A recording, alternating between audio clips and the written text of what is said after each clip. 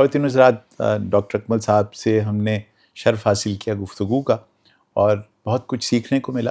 آج کی گفتگو میں وہ جو تیسرا ماڈل جس کا مقصد تو یہ ہے کہ اس کی ایک تاریخی پس منظر، اس کے جو نکات ہیں وہ سامنے رکھے جائیں آپ کے، لیکن اس کو پھر زوم ان کر کے ہم یہاں لانے کی کوشش کریں گے کہ اس کے جو چیدہ نکات ایسے ہیں جو پریکٹیکلی گھر میں بھی امپلیمنٹ ہو سکتے ہیں، وہ کیا ہیں اور کس طرح سے آپ انہیں اڈاپٹ کر سکتے ہیں اپنی نجی سماجی زندگی کے اندر. ڈاکٹر صاحب، تیسرا ماڈل سننا چاہیں گے ہم. جیسے آپ نے دونوں ماڈلز ابھی تک ہمیں بتائے، وہ ہماری معاشرت کے بھی قریب ہیں، ہماری روحوں کے بھی قریب ہیں اور پریکٹس ہوئے ہیں اور ہماری تاریخ کا حصہ ہیں. تیسرے ماڈل کی طرف آپ کی گفتگو. ان میں جو تواتر ہے جی، وہ یہ تھا کہ ایک کلیکٹیو تعلیم ہے، اجتماعی، اور ایک ذاتی تعلیم. جی بالکل. پہلے ماڈل میں بہت زیادہ تجارت میں، دوسرے ماڈل میں ذاتی تعلیم، اور پھر اور وہ ڈفرنس یہ ہے کہ اگر لوگ کہیں نا جی کہ مدینہ تو ایک چھوٹی سی ریاست تھی، مگر مغلیہ تو بہت بڑی، دنیا کی سب سے بڑی ریاست، سب کانٹیننٹ ہے. اور اس سے بڑی ریاست یعنی کہاں تھی اس زمانے میں؟ اور اس میں کروڑہ لوگ تھے. اور اس میں کیا تھا کہ وہی بہترین دنیا کا تعلیمی نظام تھا. اور اس کے ساتھ لوگ وہ تھے جو سب سے زیادہ خوش لباس، بااخلاق، امیر اور خوددار، سیلف رسپیکٹ. اب تیسرا ماڈل جو ہے وہ ہمارا اپنا اسی زندگی میں کنٹمپری ماڈل ہے. وہ ہے ہمارے عزیزی سنگاپور کے لی کوان یو صاحب کا ماڈل. اب دیکھیں لی کوان یو صاحب نے کیا کیا کہ ایک ٹوٹے پھوٹے جرائم سے بھرے گندے پسماندہ ایک ولیج کو، جہاں پہ سمگلنگ اور دنیا ہر طرح کا جرم اور بے راہ روی اور کچھ ایڈوانس نہیں، گندے گھر، مٹی کے بنے ہوئے، گندا پانی، اس کو اس وقت سنگاپور کو دنیا کا ایک امیر ترین شہر ماڈل دنیا کا بنا دیا. اس میں آپ نے یہ دیکھا کہ انہوں نے بھی میثاق مدینہ کی ہی چیزوں کو مستعار لیا. ارے واہ، ٹھیک ہے نا جی. اس میں ایک بہت بڑی مائنورٹی وہاں پہ ہندوستانیوں کی، ساؤتھ تھی، سکھوں کی ہے، پاکستانی بھی ہیں، اس کے علاوہ چینی ہیں، بہت بڑی ایک مائنورٹی ہے، اور اس کے علاوہ ملے ہیں. ٹھیک ہے جی. اچھا، اب چینی ظاہر میجورٹی ہے وہاں، مگر انہوں نے یہ کہا کہ بھئی بات کیا ہے؟ وہ یہ ہے کہ ہم نے اخلاق میں ایک ہائی ٹرسٹ سوسائٹی کریٹ کرنی. ہائی ٹرسٹ سوسائٹی کو کریٹ کرنے کے لیے آپ کی ذاتی جو ہے نا، آپ کا ذات کے اندر ہائی ٹرسٹ ہونا اور آپ نے ہائی ٹرسٹ ریفلیکٹ کرنا لازمی ہے. اب باہمی رشتوں میں اور باہمی حرکات میں آپ نے چلتے ہوئے تھوک نہیں پھینکتی. تھوک پھینکیں گے کوڑے لگیں گے. جی کوڑے تھوک پھینکنے پر نہیں، آپ نے تھوک نہیں پھینکتی. گھر سے رومال لے کے چلیں، اگر تھوک پھینکنی ہے اس میں پھینکیں. لفافہ لے کے چلیں، آپ کو کیا، آپ نے کیوں ڈیزیز پھیلانی ہے؟ آپ نے کیوں ہیضہ، کالرا اور یہ کرنا ہے؟ آپ نے پیکیں نہیں پھینکنی. ٹھیک ہے جی. آپ نے سفید پینٹ کو ریڈ نہیں کر دینا کتھے سے. سو یہ اچھا، اس لیول سے لے کے میکرو اکنامک لیول تک جو ہے نا، وہ تعلیم جو ہے وہ لازمی اس ماڈل میں آتی ہے. رسول اللہ صلی اللہ علیہ وسلم نے میکرو اکنامکس میں کیا بتایا؟ سود نہیں لینا، تاکہ جس کو ایک غریب کو سرمایہ کی ضرورت ہے اس کو سرمایہ ملے اور وہ دینے کے قابل ہو. قرض حسنہ ہو، اور اس کے علاوہ سود کے بغیر قرضہ لیا جائے. ٹھیک ہے جی. ایک تو قرض حسنہ ہے کہ جب بھی آپ دینا چاہیں، مگر اگر آپ نے کچھ شرائط لگائی بھی ہیں تو ان شرائط میں ایسی نہ ہو کہ آپ نہ کر سکے، جو کہ یہود کیا کرتے تھے. یہودیوں کے ساتھ نہیں، دوسروں کے ساتھ، نان یہودیوں کے ساتھ. کیونکہ یہودی کا آپس میں جو ہے نا ان کا اس میں interest حکم ہے, اس میں انٹرسٹ آپس میں ایک دونے کا نہیں ہے, دوسرے کا ہے اچھا کہ اگلے کو تم نے Please پکڑنا کرنا ہے, جو بینکنگ کا سسٹم. اب اس طریقے سے جو تیسرا ماڈل ہے وہ ہمارے سامنے ابھی کا ہے, ماڈرن ماڈل ہے, ڈیموکریٹک بھی ہے, پیٹرنلسٹک بھی ہے. کیونکہ ہم نے ان تینوں ماڈلز میں کیا چیز دیکھی ہے کہ ایسٹ کے اندر لوگ کہتے ہیں نا کہ جی ہماری یہ مزاج کے مطابق نہیں ہے جمہوریت, اور یہ بالکل غلط کہتے ہیں, کیونکہ پہلا ماڈل بھی انتہائی جمہوری, دوسرا ماڈل جمہوری نہیں تھا, مگر وہ شورا اور لوگوں کی جسے کہہ لیں نا رضا کے ساتھ تھا, کم سے کم مسلمانوں کی رضا کے ساتھ تھا. پھر اکبر بادشاہ نے تو یہ بھی بہت کوشش کی کہ ہندوؤں اور سکھوں کی رضا کے ساتھ بھی ہو, کیونکہ وہ سب کو ساتھ لے کے چلا. اور یہ سارے جہانگیر کے زمانے میں بھی یہ رہا, اور شاہ جہان کے بھی, اور اورنگزیب عالمگیر کے زمانے تک یہ رہا, بعد تک بھی یہ رہا ہوگا, مگر اس میں پھر وہ باقی لوگ آ گئے اور تفرقہ ہو گیا. مرہٹوں نے بڑی مطلب کی, اصل میں تو انگریزوں نے مرہٹوں سے ہندوستان لیا, جو سب سے بڑی ریاست اس وقت ہندوستان کے اندر تھی وہ مرہٹا امپائر تھی. مغل تو بیچارے اتنے سے ہی رہ گئے. اچھا, اب میں اس میں جو ماڈل کے اندر جو آپ کو جو تواتر دکھانا چاہ رہا ہوں کہ آپ نے ایک اجتماعی اخلاق اور انڈیویجول اخلاق.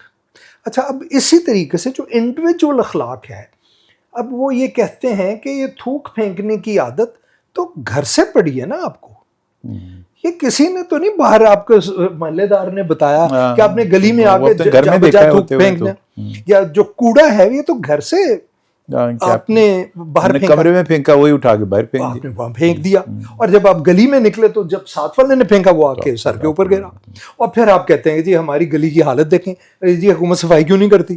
ارے بھائی, آپ کو کسی نے یہ کہا ہے کہ آپ گھر کا کوڑا اٹھا کے گلی میں پھینکیں؟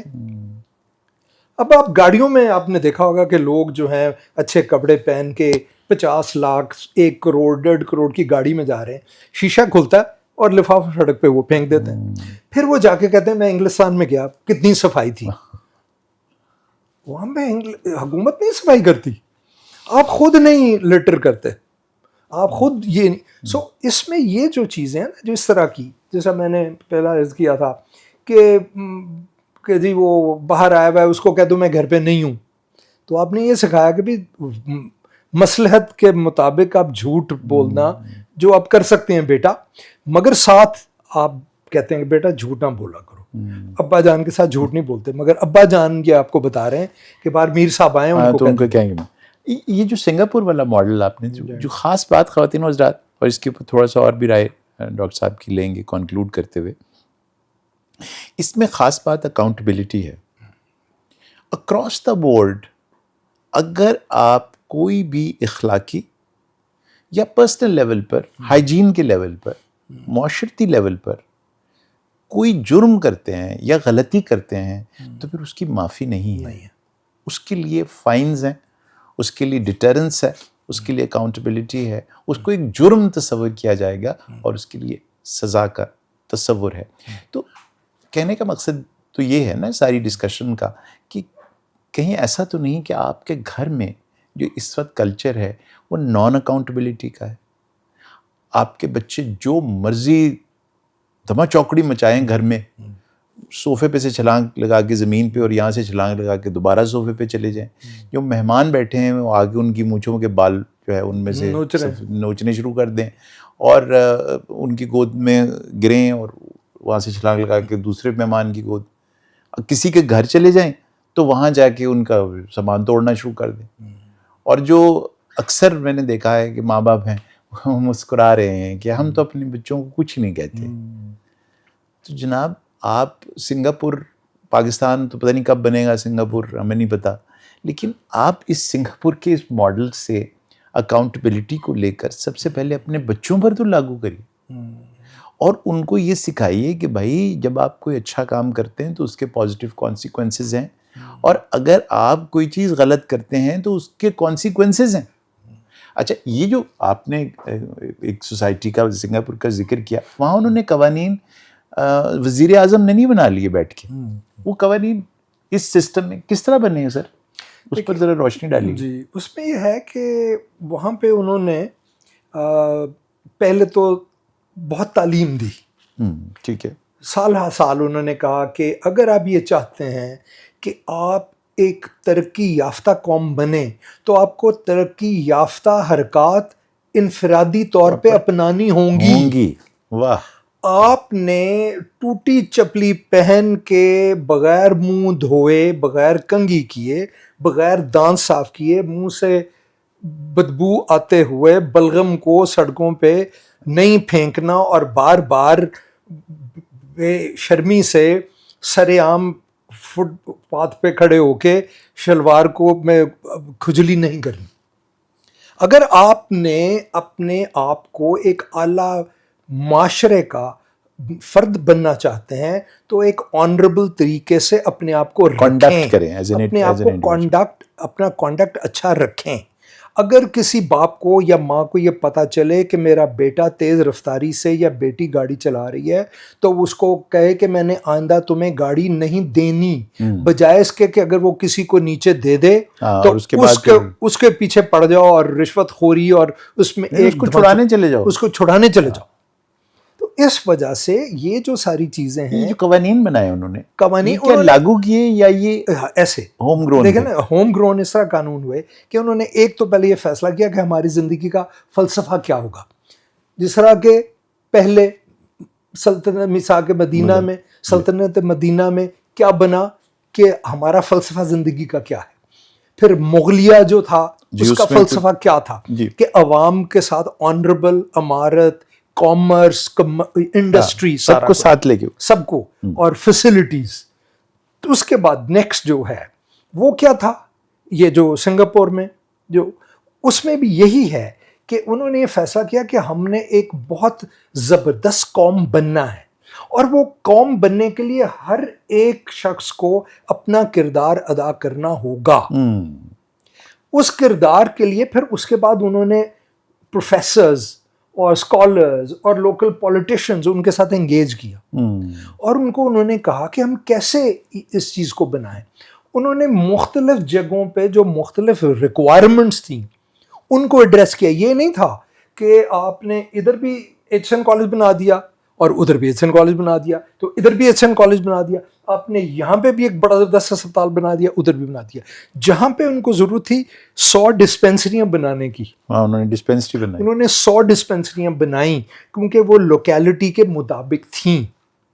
جہاں پہ ان کو ہسپتال کی ضرورت تھی انہوں نے وہ ہسپتال بنایا.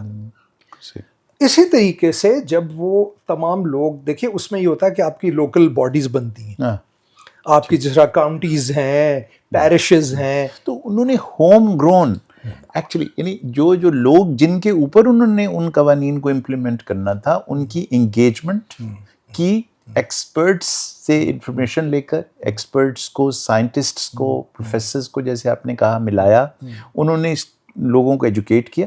ان ایجوکیٹڈ لوگوں نے پھر قاعدے قوانین بنائے جو ان کے اوپر امپلیمنٹ ہوئے. تو یہاں خواتین و حضرات ہم گھر پر واپس آئیں. اس کا مطلب یہ ہوا کہ اگر آپ اپنے بچوں کے اوپر کوئی گھر کے اندر قاعدے قوانین بنانا چاہتے ہیں اور امپلیمنٹ کرنا چاہتے ہیں تو آپ ان کو ایکسکلوڈ کر کے نہیں بنا سکتے.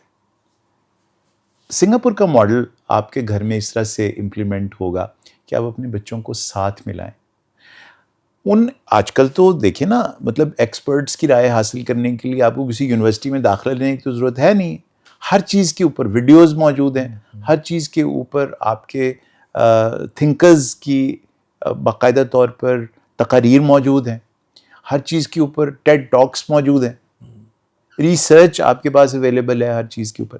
تو یہ چیز ایک پورا گھر بیٹھ کے پڑھے, ایکسپرٹس کے ساتھ ان کی جو انفارمیشن ہے اس کو سنتھسائز کریں, اور پھر بچے بڑے مل کر اس گھر کو کس طرح چلایا جائے گا اس میں ہاریزونٹل لیول پر, برابری کی سطح کے اوپر قوانین بنائیں, اور یہ طے ہو جائے یہ قوانین پر والد صاحب, والدہ, دادا, نانی اور نانا اور خالہ اور چچی اور سب لوگ جو اس گھر میں رہتے ہیں ان پر یہ قوانین اسی طرح لاگو ہوں گے جیسے بچوں پر لاگو ہوں گے. یہ ہے سنگاپور کا ماڈل گھر میں. ہمارے ہاں کیا ہے کہ تمام قوانین بچوں کے لیے ہیں, بڑے جو ہیں وہ ان سے ان کا ایک مکمل استثناء ہے. تو جناب ایسے تو پھر نہیں ہوگا. وہ تو اس کا نتیجہ کیا نکلتا ہے کہ وہ جو بچے ہیں وہ آپ سے جھوٹ بولتے ہیں, کیونکہ آپ ان کے اوپر وہ قوانین لانے کی کوشش کر رہے ہیں. اول تو ان میں سے ہی کوئی نہیں تھی, اور دوسرے نمبر پر یہ کہ سے نہ ہونے کے بعد آپ نے خود اس کو کبھی پریکٹس نہیں کیا اور ان کے اوپر ان کو لاگو کیا, تو وہ چکر بازیاں آپ کے ساتھ کرتے ہیں. یہ پوری ڈسکشن واپس پہنچ گئی ڈاکٹر صاحب جہاں سے ہم نے اس کو چلایا تھا کہ یہ جو چالاکیاں پیدا ہوتی ہیں انڈیویجول انٹریکشنز کے اندر, یہ سب سے پہلے اس کی پنیری بچوں کے اندر لگتی ہے جب آپ ان کو اس گھر میں زندہ رہنے کے لیے, بچے رہنے کے لیے, ریتھ آف دا ایلڈرلی سے بچنے کے لیے وہ چالاکیاں سیکھتے ہیں اس گھر میں. یہ کس طرح سے ابا سے امی سے چھپ چھپا کے ہم نے سب تباہیاں کرنی ہے, پتہ نہیں لگنے دینا. منافقت ہم نے ان کو گھر میں ہی سکھائی ہے. اچھا, وہاں پر بھی ایک گھر کے اندر ہی ہم نے یہ نظام رکھا ہوا ہے کہ اگر کوئی گڑبڑ ہو رہی ہے تو اماں کا کام یہ کہ اس کو کور کر لو, ابا کو پتہ نہیں لگے. اچھا, اگر ابا کوئی کام کر رہے ہیں تو بچوں کو نہ پتہ چلے, وہ اس کے اندر اس کو کور کر لے. تو یہ جو کور سٹوریز چل رہی ہیں, جو منافقت گھروں کے اندر ہے, جو چالاکی ہم گھروں میں سکھا رہے ہیں, وہی ہم بازار میں لے آتے ہیں, وہی ہم آپس کے رشتوں میں معاشرتی لیول پر ایگزبٹ کرنا شروع کر دیتے ہیں. نتیجہ کیا ہوتا ہے کہ وہی معاشرہ جو ایک گھر سے شروع ہوا تھا وہ ایک معاشرتی اقدار ایسی بن جاتی ہیں جو شاطرانہ ہوتی ہیں. تو ان کو بدلنے کے لیے 3 ماڈلز ڈاکٹر صاحب نے ہمیں دیے. خواتین و حضرات, ان کا بہت شکریہ کہ انہوں نے ہمیں ایجوکیٹ کیا اور ہمیں موقع ملا ان کی لیاقت سے استفادہ کرنے کا. بہت بہت شکریہ.